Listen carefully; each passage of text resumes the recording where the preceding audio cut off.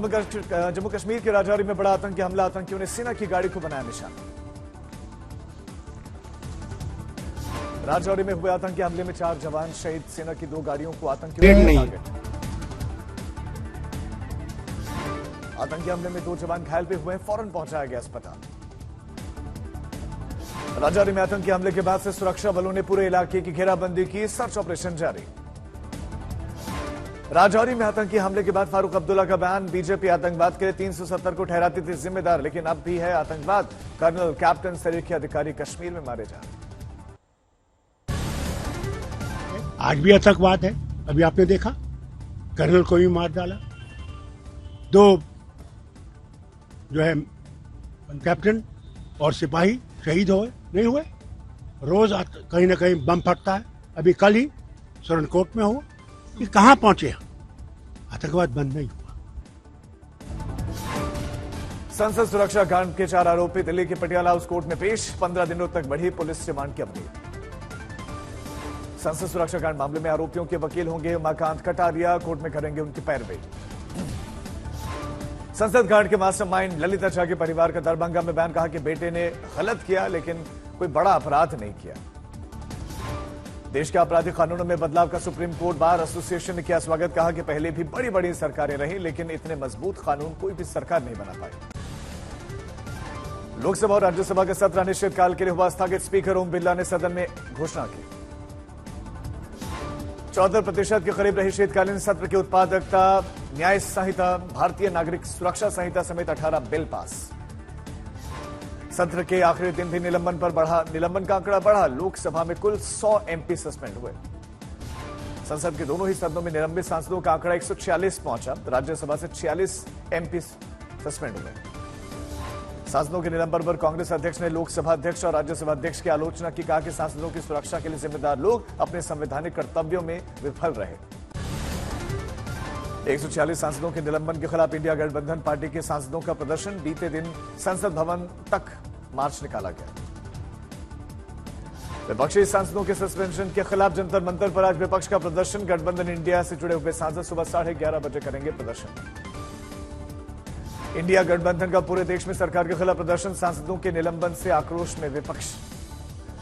Mimicry मामले में केंद्रीय मंत्री स्मृति ईरानी ने राहुल गांधी पर बोला हमला, कहा कि उनके बचकाना व्यवहार से मैं हैरान। उपराष्ट्रपति के अपमान मामले में हरियाणा के सीएम मनोहर लाल खट्टर का बयान, कहा कि किसी भी व्यक्ति और राजनीतिक पार्टी के लिए यह शोभनीय नहीं। बीजेपी का मिशन लोकसभा चुनाव 2024, बीजेपी दिल्ली में पार्टी नेताओं के साथ करेगी आज बैठक। आज और कल 2 दिन होगी बैठक की अध्यक्षता करेंगे बीजेपी अध्यक्ष जेपी नड्डा। लोकसभा चुनाव की तैयारियां शुरू कर दी गई हैं। 2024 में लोकसभा चुनाव में 35 करोड़ से ज्यादा मतदाताओं का रखा गया लक्ष्य। छत्तीसगढ़ में आज 9 विधायक मंत्री पद की शपथ लेने वाले हैं। बीजेपी के वरिष्ठ नेता शपथ ग्रहण समारोह में शामिल होंगे।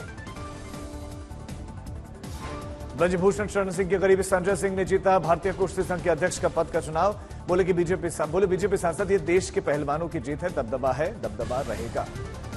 आज चंडीगढ़ के दौरे पर रहेंगे गृह मंत्री अमित शाह, 12 योजनाओं की रखेंगे आधारशिला। गृह मंत्री अमित शाह सीसीईटी में प्रशासनिक ब्लॉक का निरीक्षण भी करेंगे और देश के पहले साइबर सुरक्षा केंद्र का भी उद्घाटन करेंगे। समन के बावजूद ईडी के सामने पेश नहीं हुए दिल्ली के सीएम अरविंद केजरीवाल, जवाब में समन को ठहराया गैर कानूनी, इसे भेजने की टाइमिंग पर भी उठाए सवाल। देश में फिर से बढ़ने लगे हैं कोरोना के आंकड़े, 2669 सक्रिय मामले सामने आए।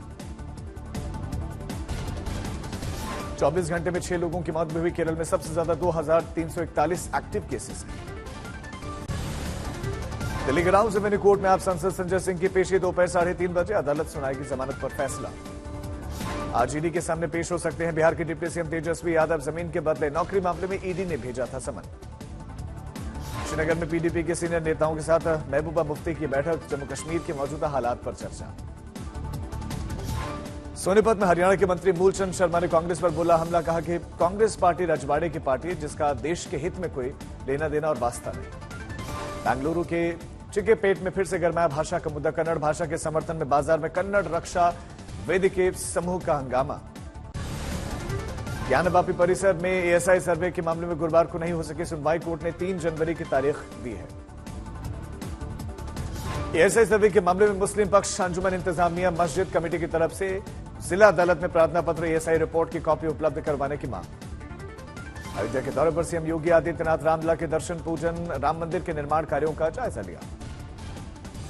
अयोध्या में राम मंदिर को और खूबसूरत बनाने का फैसला, धर्मपथ पर 7 घोड़ों के साथ सूर्य भगवान की प्रतिमा लगेगी। संत कबीर नगर में विकसित भारत संकल्प यात्रा में पहुंचे सीएम योगी, मेरी कहानी मेरी जुबानी के तहत विभिन्न योजनाओं से जुड़े लाभार्थियों से बातचीत की। उत्तराखंड के सीएम पुष्कर सिंह धामी अचानक पहुंचे अपने गृहनगर खटी में, लोगों की सुनी शिकायत और समस्या के निपटारे का अधिकारियों को निर्देश दिया।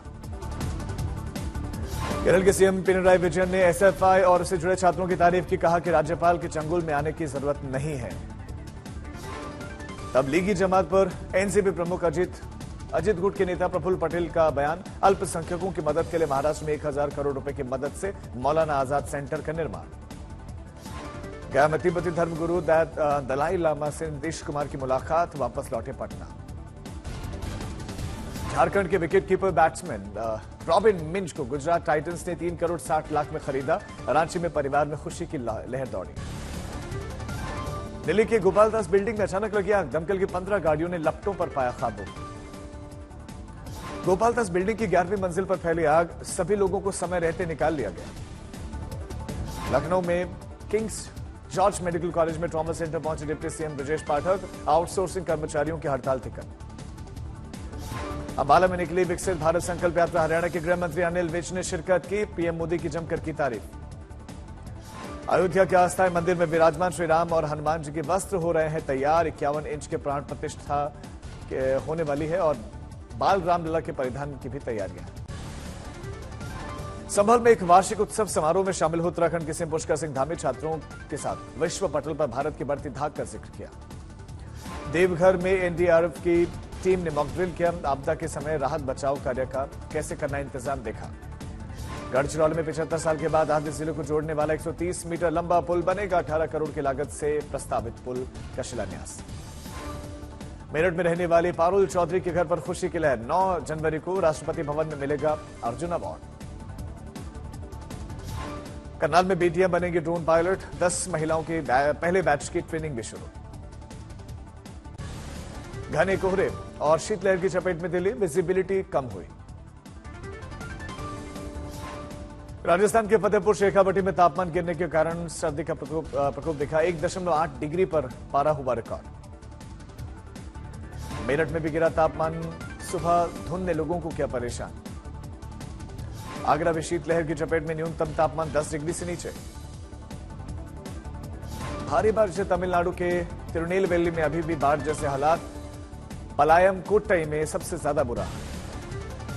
रामपुर में गौ तस्करों की पुलिस के साथ मुठभेड़, एक के पैर में लगी गोली, दूसरा फरार।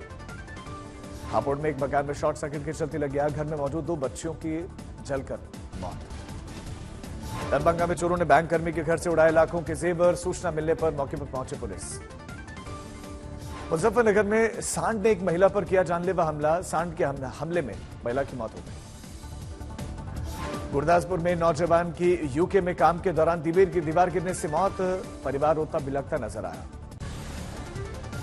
बिहार के बगहा में मेरा स्वाभिमान ट्रस्ट के कार्यक्रम में हंगामा, मंच पर चढ़कर असामाजिक तत्वों का बवाल।